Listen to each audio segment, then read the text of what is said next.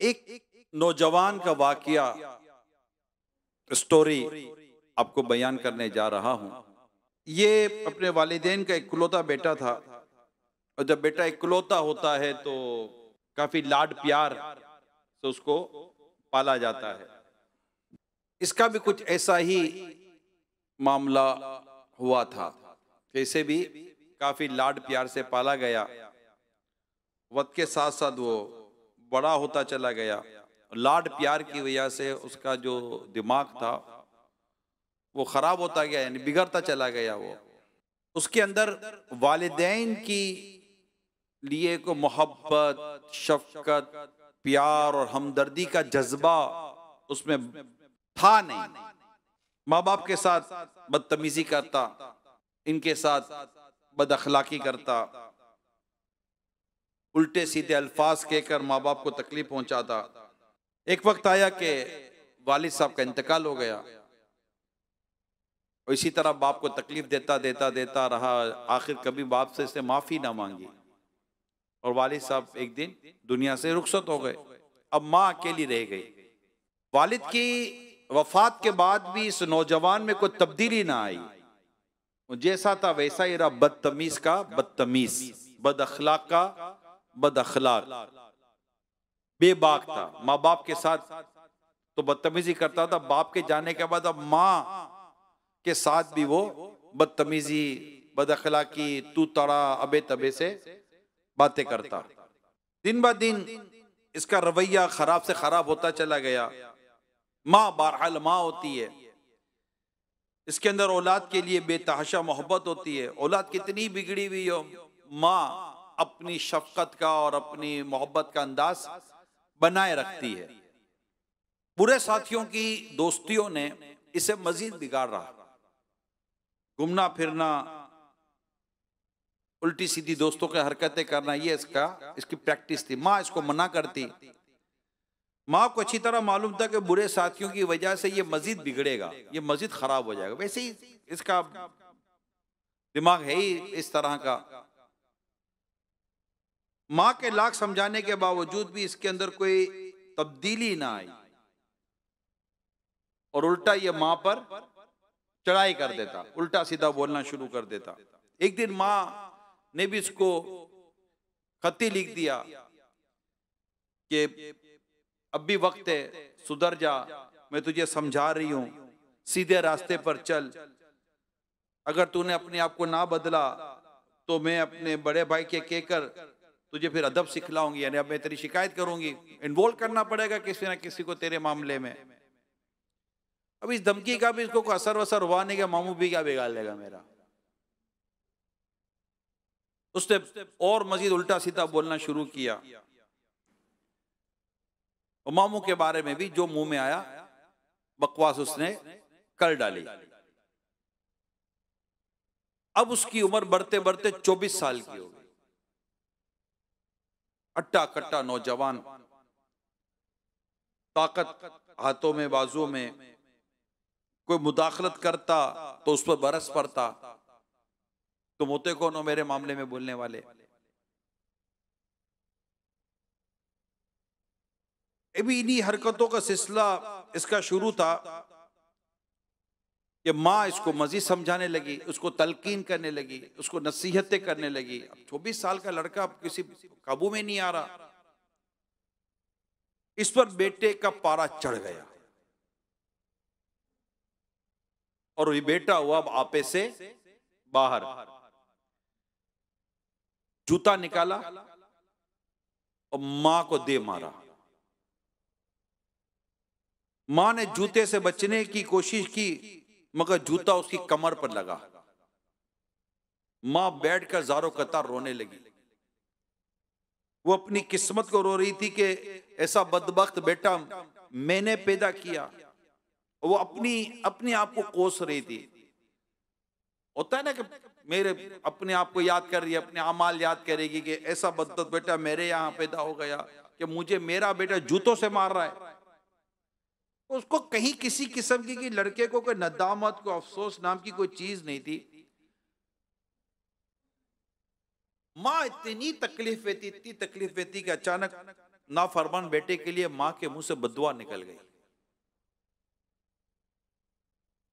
बद्दुआ, और वो भी मां की। देती नहीं है ये मां बद्दुआ, यूं देती नहीं है, लेकिन मां के मुंह से निकल गई ना, ये कहते तीर कमान से निकल गया।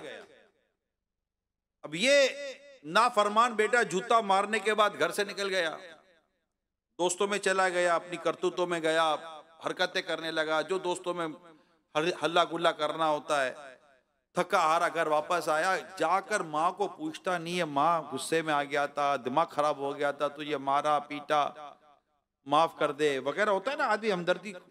पता ही नहीं है कि माँ जी रही है मर रही है क्या था। थका हारा घर आता है, अपने कमरे में जाता है, जाकर सो जाता है। पूछा ही नहीं माँ को कि माँ तेरे का साथ क्या हो गया। वो माफी आफी तो बंदा मांगेगा नहीं मांगेगा, कुछ भी नहीं। सुबह माँ जब उठी तो वो तो सोया पड़ा हुआ था, माँ अपने काम में मसरूफ थी। जब इसकी आंख खुली नौजवान की, तो क्या देखता है कि वो जिस हाथ से इसने अपनी माँ को जूता मारा था वो हाथ ही काम नहीं कर रहा, यानी हाथ मफलूज हो गया, हाथ तो फालिज पड़ गया, पैरालाइज हो गया, हाथ कंप्लीटली पैरालाइज हो गया। उसने फौरन दरवाजा बंद किया और चीख चीख कर रोने लगा कि मेरा हाथ मेरा हाथ मेरा हाथ। अब मां उठकर अपने काम में लगी हुई थी, अचानक मां के कानों में आवाज आई कि मेरा बच्चा रो रहा है, चीख रहा है। मां तो मां होती है ना। मां जल्दी से कमरे की तरफ दौड़ी, दरवाजा खोला तो देखा तो बच्चा तो बिल्कुल उल्टा पड़ा हुआ है, 24 साल का नौजवान है, हाथ उसका काम नहीं कर रहा, मुड़ चुका है, फालिज लग गया है, चीख रहा है, रो रहा है, चिल्ला रहा है। अब मां क्या करती, मां ताना नहीं दे रही, मां ताना नहीं दे रही, देखा कुछ भी नहीं कर रही, ये मां होती है। मां आती है, बेटे को उठाती है, सीने से लगाती है, बेटा रो रहा, मां भी रो रही है। और बच्चा अब कह रहा है कि मां जिस हाथ से तुझे मारा था ना वो हाथ अब मेरा काम नहीं कर रहा, अब मैं क्या करूं। अब मां बेचैन परेशान, सारी उम्र की तकलीफों को भूलती हुई रब से दुआ करती है, मौला मैंने इसे माफ किया, तू भी माफ कर दे। मगर मेरे प्यारे इस्लामी भाइयों, ये स्टोरी कुछ और है। मैंने वाकया सुनाते सुनाते कह दिया, तीर कमान से निकल चुका था। मां ने अपने रब के हुजूर अर्ज की, मौला माफ कर दे, मगर कहानी यह है, और जिससे यूं कहा जा सकता है कि अल्लाह पाक ने गोया इसके लिए फैसला फरमा दिया कि अब इसका हाथ सही नहीं होना। इसने अपनी मां पर जुल्म किया, इसने मां के साथ ज्यादती की, और आखिरकार इसका लड़के का हाथ फालिज हो गया और जिंदगी भर के लिए मोहताज और माजूर बन गया। अल्लाह अल्लाह अल्लाह। मेरे प्यारे इस्लामी भाइयों, ये बात समझने की कि बंदा अपने माँ से कोई या बाप के साथ कोई सा जुल्म, कोई सी ज्यादती कर बैठता है, और अल्लाह पाक को इस कदर वो उसका अमल नापसंद होता है, इतना अल्लाह पाक उस पर मतलब इस मामले में अल्लाह कितनी भी नाफरमानी कर बैठता है कि वो समझे कि वो बहुत बड़ी भूल खा जाता है। आज मेरा बयान आप समझ गए कि क्या है। माँ बाप, अल्लाह पाक हमारे माँ बाप को सलामत रखे। हर औलाद गौर करे कि इसने अपने माँ बाप के साथ क्या किया है। उससे हाथ उठाया, उसका हाथ फालिज हो गया। कोई अपनी माँ के आगे जबान चलाता है, कोई अपनी माँ को तेज नजरों से देखता है, कोई अपने बाप को बुरा भला कहता है।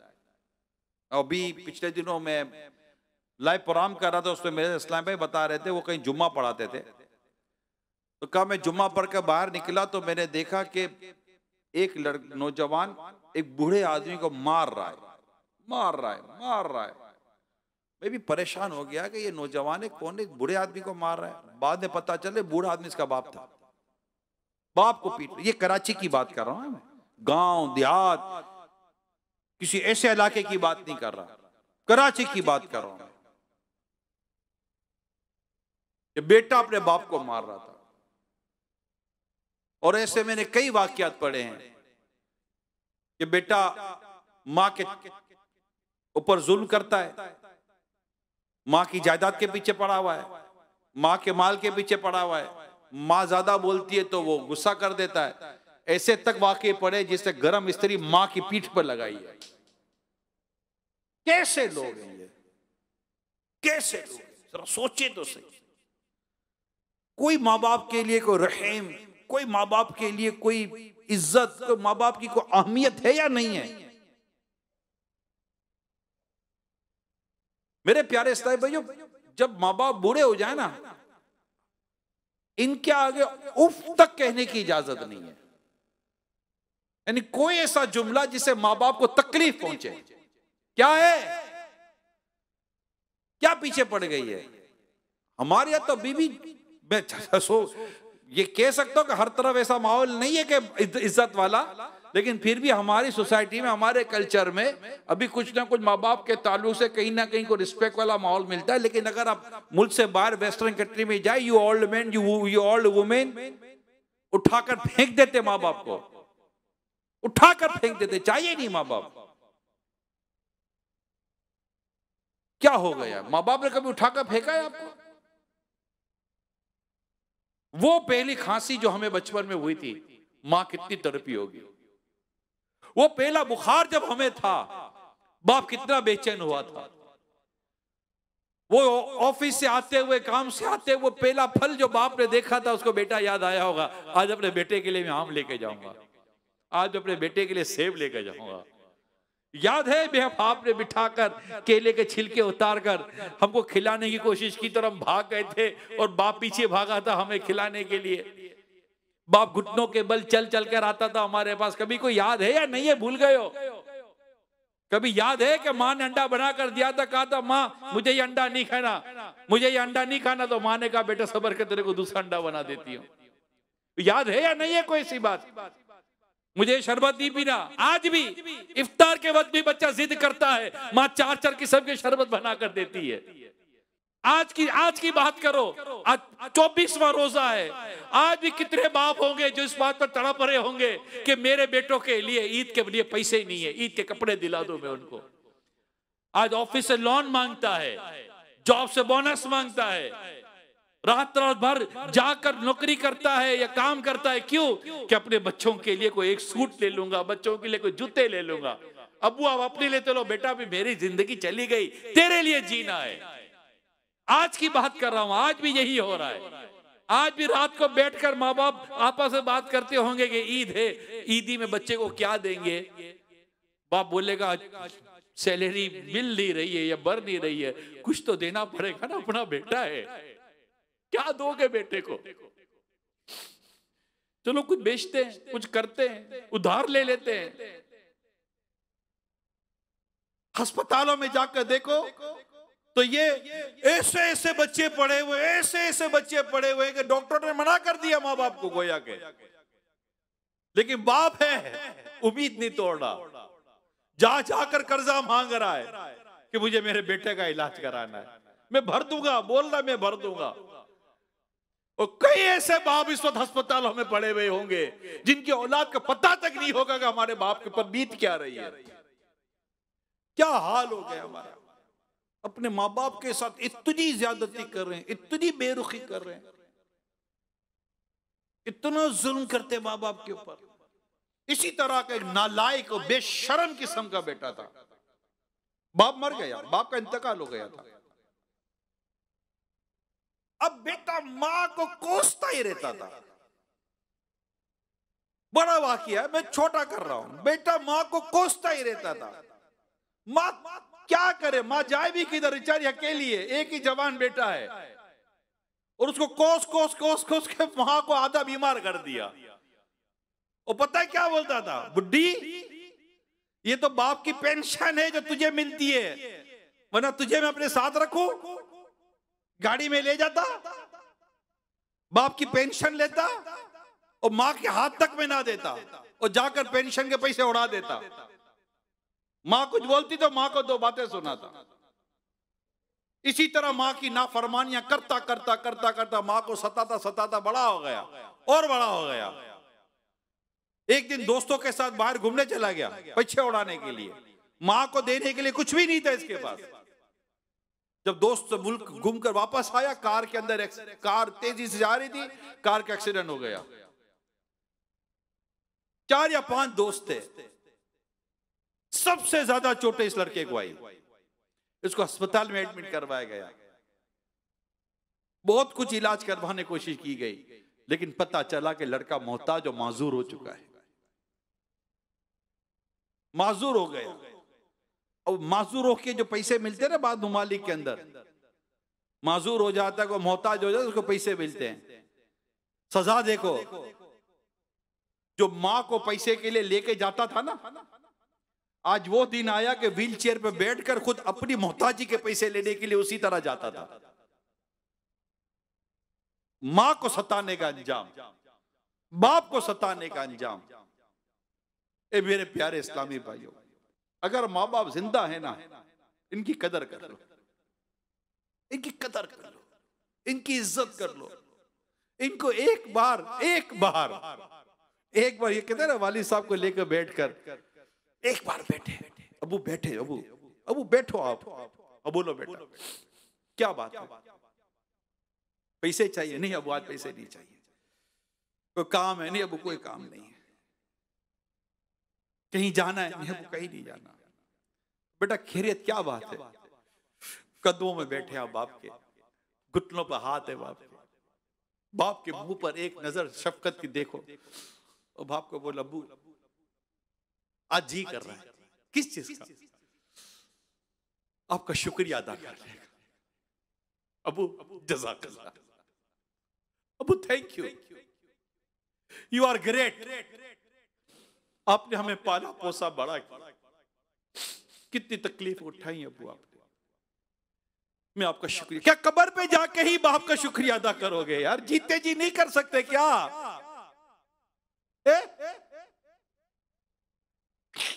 माँ के साथ उन कदमों में बैठ, माँ बैठ, क्या बेटा बोलना मेरे लगते जिगर, क्या हुआ? माँ बैठ तो सही।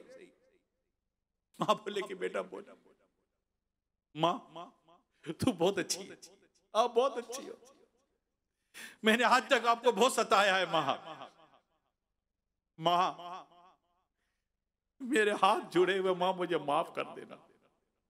मुझे पता चला है कि अगर माँ नाराज हो तो मरते वक्त कलीमा नसीब नहीं होता, कलमा पढ़ नहीं सकता बच्चा जब तक माँ नाराज हो। माँ तुम मुझसे नाराज मत होना, आप राजी हो जाओ मुझसे, मेरे जितनी आपकी नाफरमानियां की है माँ मुझे माफ कर दो।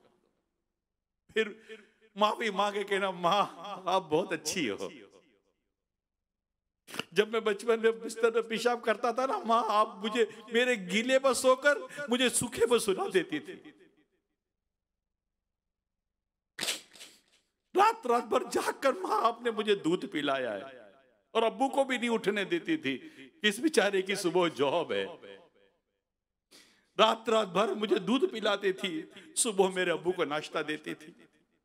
माँ आपकी कोई सैलरी नहीं है, आपका कोई बोनस नहीं है, आपका कोई अलाउंस नहीं है, और जिस दिन ईद के दिन सब छुट्टियां करते, माँ सबसे ज्यादा मेहनत तुमने की है, सबसे ज्यादा काम मेरी माँ आपने किया है। और जब मेरे दूसरे भाई बहन आए ना माँ, तब भी आपकी ये आप ही हो माँ, ये आप ही हो, कोई ये ना कर सके कि मेरे दूसरे भाई बहन भी आए, मगर माँ आपकी शफकत और मोहब्बत का दरिया इतना बड़ा था कि मेरी ना मोहब्बत में भी कमी ना आई, और मोहब्बत भाई बहनों को भी तुम बांटती रही। माँ तेरी शफकत का दामन बहुत बड़ा है। जब मेरे पास नए कपड़े नहीं होते तो माँ आप ही ने अब्बू से सिफारिश की थी ना, मुझे नई घड़ी चाहिए थी, माँ आप ही ने कहा था ना अब्बू को कि बेटी को घड़ी दिला दो। माँ मुझे माफ कर दे, मैं तेरी खिदमत नहीं कर सका। मेरी माँ दुनिया में नहीं है मेरे प्यारे इस्लामी भाइयों, मेरे वालिद साहब भी नहीं है। मुझे पता है माँ बाप का दुनिया से जाना क्या होता है। मेरी मुझे पालने पोसने वाली मेरी खाला थी मेरी, जिसको मम्मा कहते थे, वो भी नहीं है।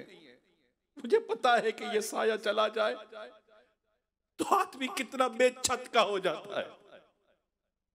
जिनके जिंदा है उनकी कदर कर लो, उनकी खिदमत कर लो।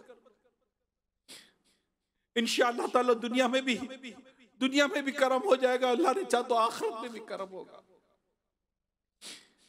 आज आप सबसे मेरी दरखास्त है मेरे प्यारे इस्लामी भाइयों, जैसे ही बयान खत्म हो रहा, जब आप उठे इशराक चाश की नमाज पढ़, जो भी आप उठे, मेरी दरखास्त है आपसे, क्या पता हम फिर उठ सके कि ना उठ सके,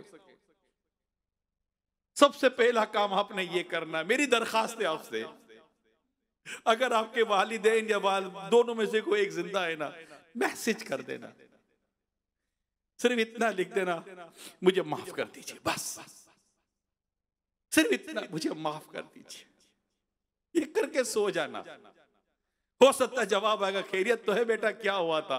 ये फिर भी नहीं कहेगी कि तूने किस किस टाइम पर मेरे साथ क्या क्या बदतमीजी की थी। अब माफी मांगता है, और अगर कह भी देना तो फिर कह देना माफ कर देना। आज के बाद मेरी वजह से मेरे माँ बाप की आंखों में गम का आंसू नहीं आएगा, मैं अपने माँ बाप को तकलीफ नहीं दूंगा। एक नौजवान के बारे में मैं पढ़ रहा था, ये मौजू ऐसा, ये बड़ा जज्बाती कर देता है, ये मौजू वालिदैन का बड़ा जज्बाती कर देता है। मेरे कानों में आज तक मेरी माँ की आवाज गूंजती है, इमरान आ तो जरा दो बातें करनी है। मैं सही बताता हूं, मुझे मेरी खाला ने पाला था ना, मेरे वालिद साहब को नाश्ते में कुछ चीजें पसंद होती थी तो मैं कभी लेकर जाता था, और जब बैठ कर खाना खाता था मुझे वो वक्त याद है कि मेरे वालिद साहब कितने खुश होते थे कि आज मेरा बेटा मेरे लिए नाश्ता लाया। ये बड़ा जज्बाती मौजू है। तो वो नौजवान था, छोटी मोटी नौकरी करता था, जैसे ही उसके हाथ में कुछ पैसे आते ना, आकर टेबल पर रखता था और इसके वालिदैन पैसे उठाते थे, जितने कमा कर लाता था टेबल पर रख देता था।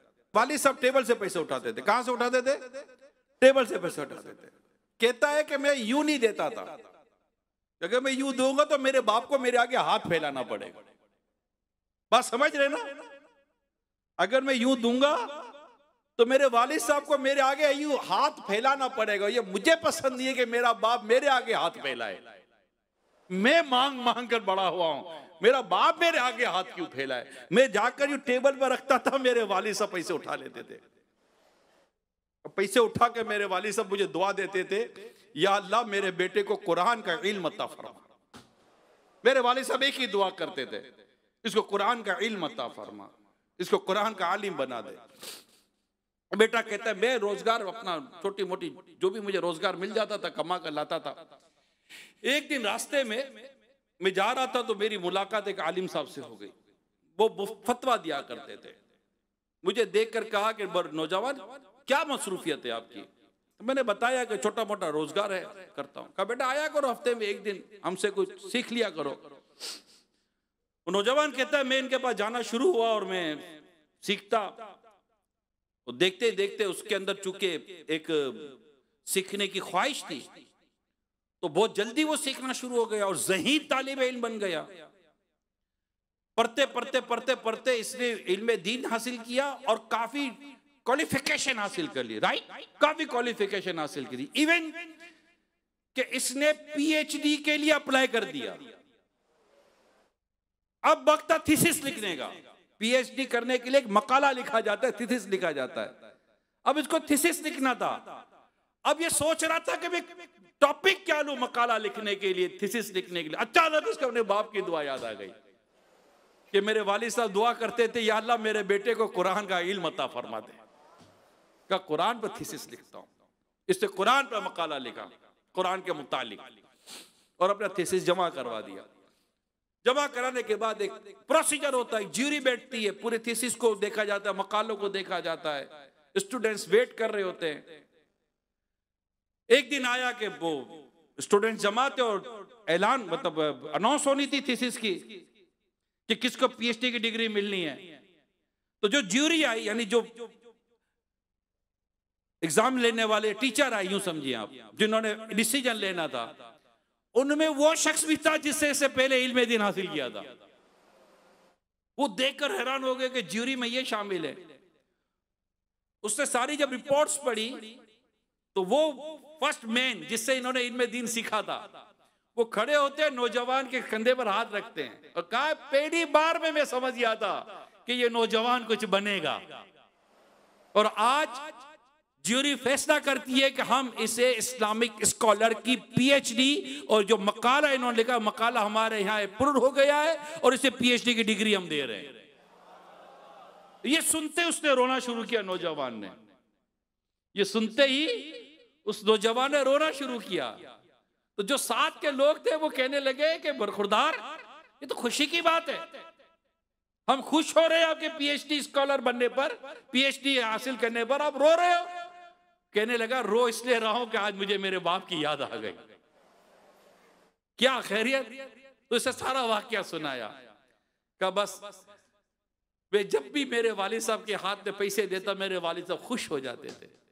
बाप खुश होकर मुझे दुआ देता था, और दुआ ये होती थी, या अल्लाह मेरा बेटा कुरान मजीद का आलिम बन जाए। उस्ताद साहब, आज मैं अल्लाह पाक ने मेरे वालिद की दुआ कबूल कर ली और मैंने इस पर मकाला लिखा, और आज मेरे बाप वालिद की दुआ की बरकत है कि आज मुझे इस मौजू पर पीएचडी डिग्री मिली है। वालिद साहब की खिदमत, माँ की खिदमत, माँ की गमख्वारी, माँ की खैर ख्वाही।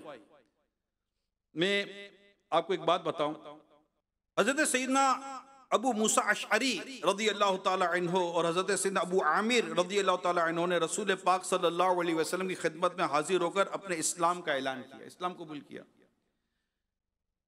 आपसे बेहत हुई तो आपने उनसे दरियात फरमाया, रसूल पाक सल्लल्लाहु अलैहि वसल्लम, सुनिएगा, तुम्हारे काफिले में एक औरत थी जिसे फुला नाम से पुकारा जाता है, उसका क्या हाल है? तुम्हारे काफिले में एक औरत थी जिसका नाम फुला था, उसका क्या हाल है? उन्होंने अर्ज़ की, हमने उस खातून को उसके खानदान वालों में छोड़ दिया। प्यारे आका सल्लल्लाहु ताला अलैहि वसल्लम ने इरशाद फरमाया, वाकया यह है कि अल्लाह पाक ने उसकी मग़फ़िरत फरमा दी है। उन्होंने अर्ज़ की, अल्लाह पाक के रसूल सल्लल्लाहु अलैहि वसल्लम, आखिर किस वजह से उसकी मग़फ़िरत हुई? इरशाद फरमाया, माँ के साथ उसने सलूक करने की वजह से। फिर इरशाद फरमाया, अब सुनिए, इसकी माँ बहुत बूढ़ी थी, इसकी माँ बहुत बूढ़ी थी। एक डराने वाली आवाज आई, इसकी कौम में आवाज आई कि दुश्मन तुम पर हमला कर रहे हैं, हमला करने वाले हैं, आज आज हमला होने वाला है, इसलिए बस्ती छोड़ दे, बस्ती खाली कर दी जाए। चुनाचे वो अपनी बूढ़ी माँ को पीठ पर लाद कर निकल पड़ी। जब वो थक कर चूर हो जाती, माँ को पीठ पर उठाकर तो अपनी माँ को नीचे बिठा देती, फिर अपना पेट माँ के पेट से चिपका देती, माँ के पैरों तले अपने दोनों पैर रख देती ताकि माँ के पांव गर्मी से झुलस ना जाएं। चुनाचे वो औरत अपने इस अमल की वजह से नजात पा गई और अल्लाह पाक ने उसकी बख्शिश फरमा दी। माँ की खिदमत आए है, माँ की खिदमत। या वो एक वाकया पहले मैंने बयान के याद आ गया कि एक औरत लास्ट फ्लोर पे रहती थी और उस बिल्डिंग में आग लग गई। आग लगी, लोग निकलने लगे, निकलने लगे, निकलने लगे, उतरने लगे, आग बढ़ती चली गई। अब प्रॉब्लम यह था कि उस औरत के घर कमरे में एक बूढ़ी माँ थी और उसका दूध पीता बच्चा था।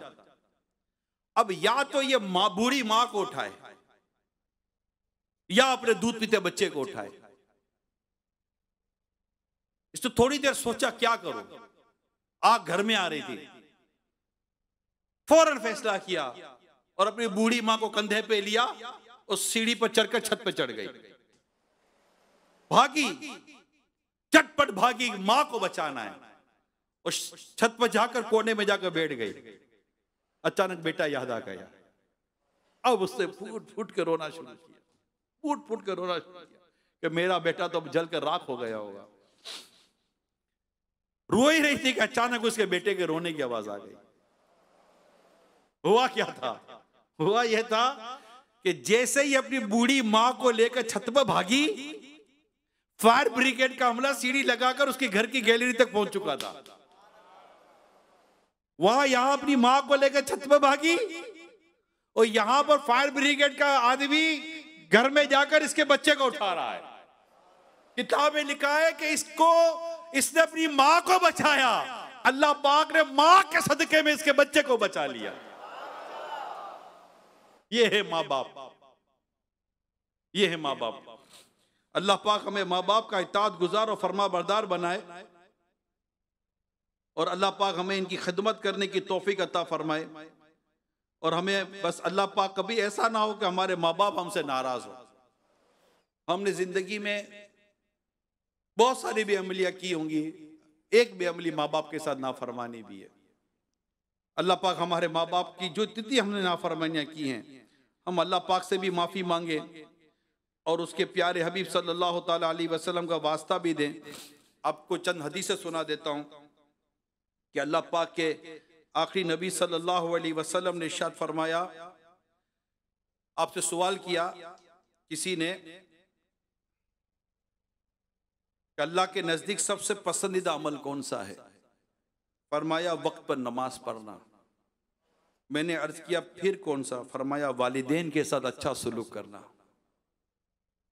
एक और हदीस सुनिए। एक रिवायत में है कि एक शख्स ने रसूल पाक सल्लल्लाहु अलैहि वसल्लम की खिदमत में हाजिर होकर अर्ज किया, या रसूल अल्लाह सल्लल्लाहु अलैहि वसल्लम, मैं आपके हाथ पर हिजरत की बैत करने के लिए अपने वालिदैन को रोता हुआ छोड़ आया हूँ। तो प्यारे आका सल्लल्लाहु अलैहि वसल्लम ने फरमाया, इनकी तरफ लौट जाओ और इन्हें इसी तरह हंसाओ जिस तरह इन्हें रुलाया था। माँ बाप पता है कितने करीम होते हैं, माँ बाप इतने करीम होते हैं। ये रिवायत का मैं पूरा मजमून अर्ज कर रहा हूँ, पूरी रिवायत का एक मजमून अर्ज कर रहा हूँ कि कुछ लोग जहन्नम की आग में जल रहे होंगे, रसूल पाक सल्लल्लाहु अलैहि वसल्लम इनकी तरफ जाएंगे तो इन्हें जहन्नम की आग से निकाला जाए। वो ईमान पर दुनिया से रुखसत हुए होंगे, बारगाह इलाही में अर्ज करेंगे कि मौला इन्हें भी। तो इरशाद होगा कि इन्होंने अपने माँ बाप को सताया है, इनको कैसे माफ किया जाएगा? तो प्यारे आका सल्लल्लाहु अलैहि वसल्लम इनके माँ बाप की तरफ तशरीफ ले जाएंगे और माँ बाप से इरशाद फरमाएंगे कि अपने बेटों को माफ कर दें। वो अपनी तकलीफों का बयान करेंगे माँ बाप। तो आका फरमाएंगे, आकर देख तो लो तुम्हारे बच्चों का क्या हाल है। जब वो देखेंगे जहन्नम में बच्चों पर क्या सजा हो रही है तो वो बेकरार होकर कहेंगे, या रसूल अल्लाह, हमने हमारे बच्चों को माफ कर दिया। उस वक्त उनको जहन्नम से नजात नसीब हो जाएगी। यहां माँ बाप की शफकत और मोहब्बत हम सुन रहे हैं, मगर ये भी याद रखिएगा आखिर ये अमल किया मेरे मुस्तफ़ा करीम सल्लल्लाहु अलैहि वसल्लम ने। आला तो दिखते हैं ना, उनके सिवा रजा कोई हामी नहीं, जहां गुजरा करे पिसर पे पिदर को खबर ना हो। तो प्यारे आका सल्लल्लाहु अलैहि वसल्लम को भी हमें राजी करना है, उनकी शफाअत हमें लेनी है और अपने माँ बाप को भी राजी करना है। तो आज कोई है नियत जिनको अल्लाह पाक ने वालिदैन का साया जिनका है कोई नियत करने वाले का हम आज ही अपने वालिदैन से माफी मांगेंगे? है कोई नियत करने वाले? बाहर इस्लाम भाई हैं, अंदर बाहर, जो ये नियत करेगा आज हम अपने माँ बाप को मैसेज करेंगे, माफी मांगेंगे, इनसे दरखास्त करेंगे हमें माफ कर दीजिए, और अगर ये दोबारा ये कोई नाराजगी का इजहार करेंगे तो फिर माफी मांगेंगे, फिर माफी मांगेंगे, फिर माफी मांगेंगे, इतनी मांगेंगे कि अपने माँ बाप को राजी कर लेंगे। कौन कौन नियत करता है? इंशाअल्लाह अज़्ज़ वजल माँ बाप को राजी करेंगे और माँ बाप की इताअत और फरमाबरदारी करेंगे। मगर एक बात आखिर में ये जरूर अर्ज कर दूं, माँ बाप की इताअत और फरमाबरदारी वही है कि जहां अल्लाह पाक और उसके प्यारे रसूल की नाफरमानी ना होती हो। अगर माँ बाप को ऐसा हुक्म करते हैं कि अल्लाह पाक और उसके रसूल सल्लल्लाहु अलैहि वसल्लम की नाफरमानी होगी, वो बात नहीं मानी जाएगी। और वालिदैन से दरखास्त करता हूं कि आपका एहतराम, आपकी फरमाबरदारी अल्लाह और उसके रसूल का हुक्म है। आपको ये बात ज़ेब नहीं देती कि आप अपनी औलाद को अल्लाह और उसके रसूल की नाफरमानी का हुक्म दें।